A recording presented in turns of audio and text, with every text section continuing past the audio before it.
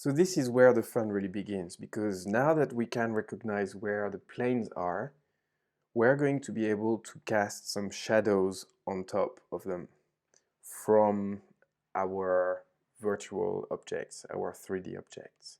So I'd like to show you a quick simulation here in the scene editor so you can understand how things work. So first of all, let's go here and look for a plane. I'm just going to add this plane and rotate, so like this.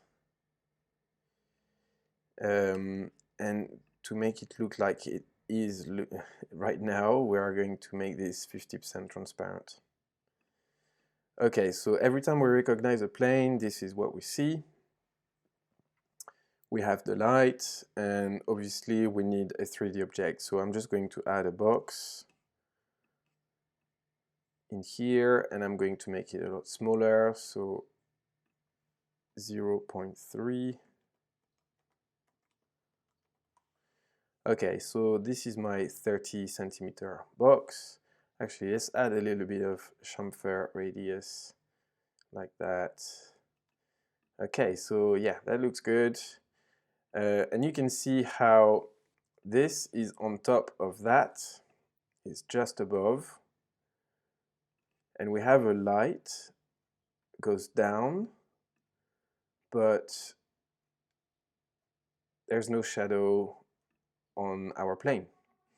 So how to cast shadows? And if you go into the directional light, you can see here in the attributes inspector that there's a behavior here that's called cast shadows. So if you tick this, you will see now that you have some shadows, and if I move, let's take this one, if I move this around, you can see how the shadow is moving on the plane.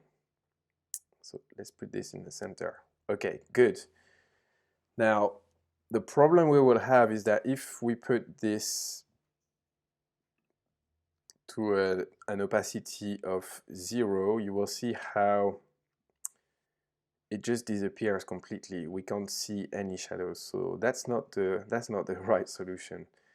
Instead, what we need to do is to stop writing to color. So here you have a buffer mask for the plane, and if you remove, so just the red, you can see how it changes. So now you won't have any red colors inside of here. So if you now remove all of them, you get absolutely nothing. So that's now a transparent, completely transparent plane.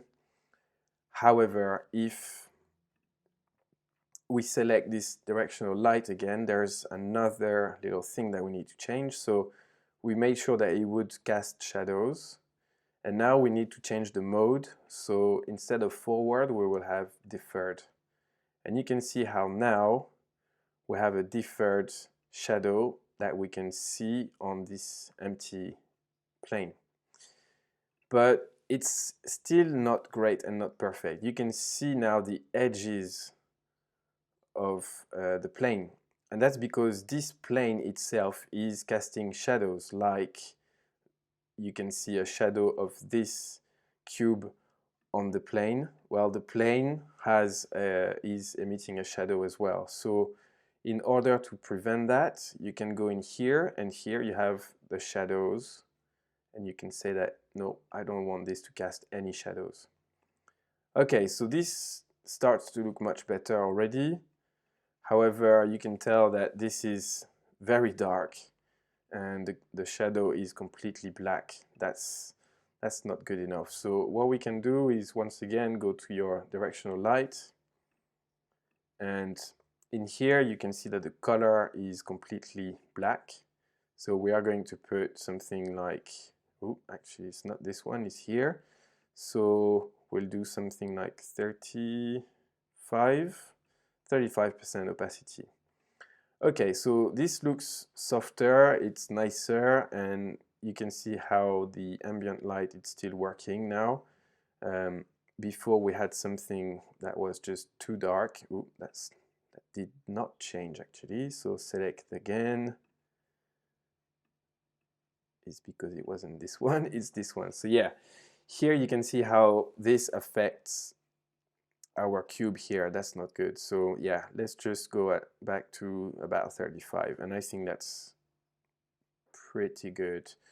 Okay, now the next thing I want to do is to make this the edges of this shadow a bit softer, so just to make it look even more real. Right now we have very sharp edges and I'm not happy with that. So once again, in the directional light, so you've changed cast shadows, deferred, the color, and now the sample radius. So if you change this to, let's say, 30, okay, you can see how now this shadow looks much better. And what we can do is to add quickly an action to our box. So if I rotate,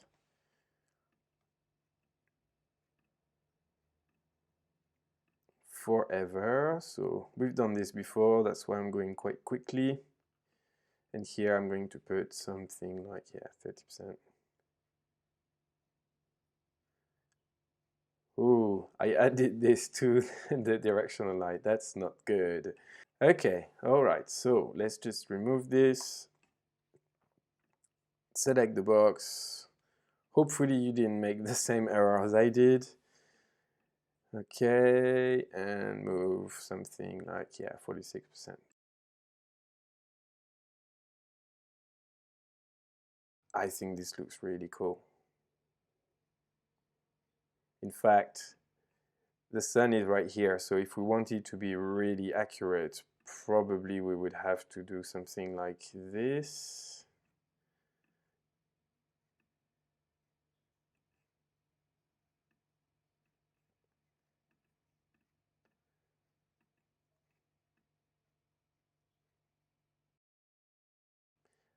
I think that works. I think that's really good. By the way, let's just make sure that we remove this plane. And that's all we need. This light is already configured, so I'm just gonna keep it going down like that.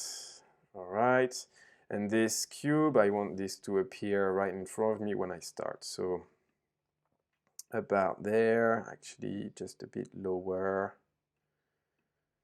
Yeah, that should do. Okay, so let's stop the video here, and next time we are going to see how we can implement what we've just seen in the scene editor as a simulation, but to our code, and then run this in real life.